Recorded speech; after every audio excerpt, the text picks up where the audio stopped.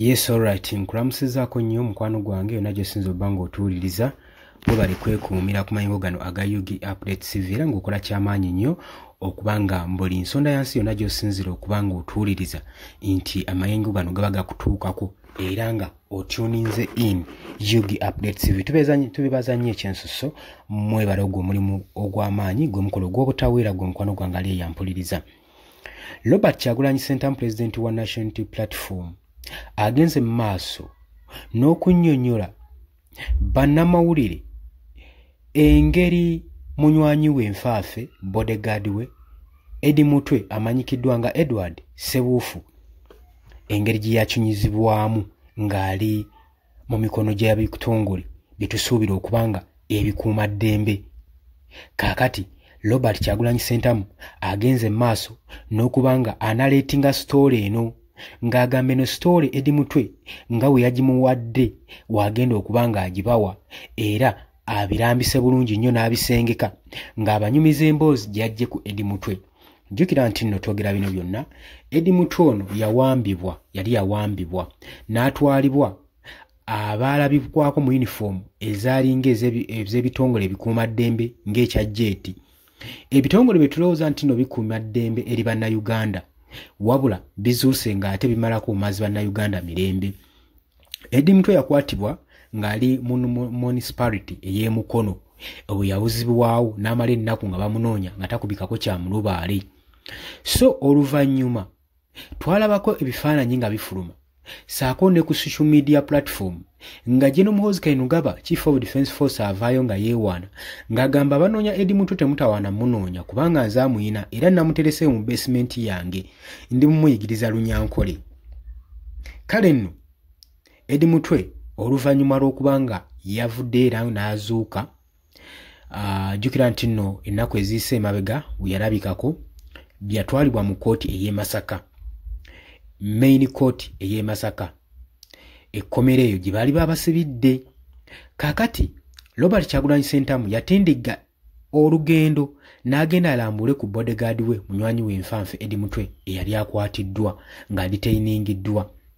Wabula teyalaba ye yekka, bwe yatuukayo yalaba n'abasibe abalala ba bodyguards be abalala omwali Akileo Kivumbi, omwali Wakabi, omuli ne Gaddafi. Bano bonna nga bakwatibwa ne batwalibwa ebitongole bitwandise ebikuuma ddembe gwe mukwano gwange ali eyampuliriza. Kaakati Eddie Mutwe ki ekimuviiriddeko kubanga anyumya luno olugero? Kubanga agamba neeraliikiridde era mbadde nyina okwanaleetinga story eno bannayuganda basobole okuba nga bagimanya. Wabula story eno agyogedde ng'agibuulirako munywanyi we Nfaafe boosi we Robert Kyagulanyi Ssentamu President w'ekibiina kino ekya National Unity Platform era naye takoze ensobi yonna yenna agenze mu maaso n'ogiteeka ku social media ng'aginyumiza eggwanga lirabe lizuule amazima buti abasajja bano bali mu gavumenti bamukwata mundu abali mu buyinza bwe bagenda mu maaso n'okucunya eddembe ly'omunnayuganda, bagenda mu maaso n'okusaanyawo obulamu bw'abantu mu ngeri y'ekyonoonere, mu ngeri y'agadibye ng'ali eggwe mukwano gwange ali eyampuliriza. Era story eno agitandise waati ng'agenda mu maaso n'okuba nga ateekawo ennaku saako ne sympathy okusaasira ekisa ku bikolwa ebyatuusibwa ku muganda waffe ono Eddie Mutwe. Ebikolwa bino tebisaanidde na kuba kwegamba muntu yenna kukolwako muntu yenna mu bulamu bw'ensi eno, wabula abasajja bano bagenda mu maaso n'okuba nga babikola ku bodyguard wa Robert Kyagulanyi Ssentamu amanyikiddwa nga Eddie Mutwe. Obulumi obw'ekitabo bwe yayitamu ebbanga lyonna lye yamala ng'adetainingiddwa ng'abuziddwayo bye bino ku bimu bye yali ng'ayitamu gwe mukwano gwange ali eyampuliriza.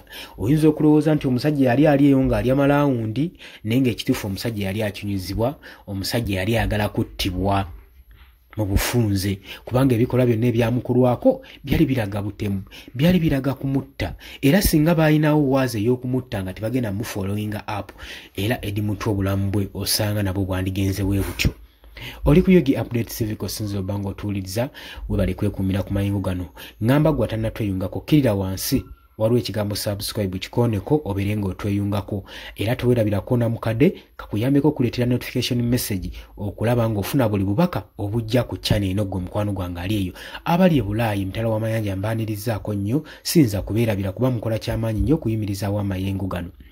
Robert Kyagulanyi Ssentamu agamba nti Eddie Mutwe yakwatibwa. Eddie Mutwe anyumiza Robert Kyagulanyi Ssentamu, President w'ekibiina kya National Unity Platform, jjukira nti agamba nti we yakwatibwa yatwalibwa mu kifo ekitategeerekeka era n'akinyizibwa nnyo.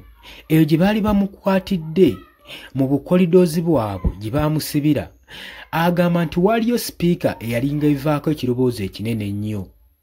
Buli we baali bagendanga okumucunya tokya weetandikanga nga bateekako kisawundi ekyo nga kigenda mu maaso n'okubanga kisawundinga nnyo nga kiri mu ddoboozi lya mwanguka olw'ensonga n'ekigendererwa nti eddoboozi lya Eddie Mutwe lireme kuvaayo na kuwulikika eri abo ab'okumulirwano abayinza omuwulira ng'aleekana kubanga baali bagenda kutandika omumucunya. Agamba bakwata ne bamusiba kamba emabega ku mikono saako ne ku bigere ne bamufukamirako. Yacunyizibwanga olunaku buli ku makya yacunyizibwanga, wabula Eddie Mutwe agamba emmere yagiryangamu omulundi gumu kaali kawunga na bijanjaalo, wabula ennyonta kye kintu ekyasinga okumuttira eri. Agamba we nabasabanga amazzi ag'okunywa baŋŋambanga nti nnywa ago gentuddemu. Jjukira nti naatugamba nti bwe baali bamucunya baamuteeka mu kidiba ky'amazzi eyo gye baamukunkumulira emigga emizibu n'okumucunya. Agamba amazzi ago gaali gamaze okuba nga gali contaminated ate nga gali mixed n'omusaayi ogwali gunvaamu ku bisago n'obuvune bwe nali ndiko nga bancunya. Agamba nga siyinza ganywa, wabula agamba oluvannyuma waalabikawo Kaguje yennyini Kabejja Muhoozi Kainerugaba Chief of Defence Force n'oluvannyuma yajja naye ne yeenyigira mu kuto kyalinga. Agamba ng'asibiddwa emiguwa Muhoozi Kainerugaba yavaayo kennyini amwegezaamu ng'amugamba nanti mweyita b'amaanyi mweyita ba kitalo oyinza okunkuba kati. Ng'agamba naye nali sina kye nnyinza kukola kuba baali bansibye ekkamba amagulu saako n'emikono, wabula ne wajjawo omukyala omulala n'ambuuza amagara gaabwe. Amagara ekivuunulwa nti nno obulamu bugamba ki, wabula Eddie Mutwe ekyo ekigambo yali takimanyi, kyali mu lulimi Lunyankole. Kati wano mukuzzaayo emabega General Muhoozi Kainerugaba we yali avaayo nga Eddie Mutwe ali mu kunoonyezebwa, yavaayo ne yeewala n'agamba Eddie Mutwe yamwenera muterese mu basement ye ali mu muyigiriza Lunyankole. Abasinga mwalowooza nti byakusaaga. Baatandika okumusekerera oluvannyuma lw'omugamba amagara nga tamanyi kye kitegeeza, ne bamugamba n'omugamba ebigambo ebirala nga bamu-interviewinga oba interrogation, bamu-interrogatinga naye ng'olulimi lwe bamu-interrogatingiramu talumanyi, nga bamu-interrogatingira mu Lunyankole. Eno we bamukuba, eno we bamufujjirira amalusu, eno we bamufukamirako, we bamucunya olw'okuba nti olulimi talutegeera. Olwo ne batandika omumucunya enfunda eziwerako nga bamulanga lwa butamanya lulimi ngene bagenda maaso n'okumusekerera nga ne Kaguje Kabejja Muhoozi Kainerugaba waali, kubanga Eddie Mutwe agamba nti ono yalabikako mu nnaku ez'oluvannyuma ngazze, wabula oluvannyuma yaggyibwawo mu kifo ekyo n'atwalibwa mu kifo ekirala. N'agamba ekifo kye natwalibwamu kyalinga basement era nga kiraga nti ennyumba yandibanga wantu wa muntu mugagga wa bbeeyi. Eyo gye yava n'atwalibwa mu military facilities endala gye yakinyumizibwanga gwe mukwano gwange ali eyampuliriza. Bulumi obw'ekitalo agamba ne wengugumuka kati engugumuka bisajja ebyo ebyantuusaako obulabe era buli wemba neebaseewo we nti ndaba bimmost ebyo nga bijja okuntulugunya n'okunzita gwe mukwano gwange ali eyampuliriza. Wabula Eddie Mutwe Edward Ssebuufu bodyguard wa Robert Kyagulanyi Ssentamu agamba nti nno baamukuba empiso 3 mu mubiri gwe, wabula ng'ekigendererwa kyabwe takimanyi. Agamba saategera kigendererwa kyabwe waaki bankuba empiso zino, naye nga bwe kyoba omanyi empiso zino baazinkuba era zindi mu mubiri mu musaayi. Agamba bagenda mu maaso n'okuba nga bankaka okusalyutingira Muzeeyi Yoweri Kaguta Museveni. Buli ku makya ne bannyambazanga essaati ya NRM era ne bakwata n'obutambi nga nnyina okwogera okuba nga ngulumiza Mwami Yoweri Kaguta Museveni.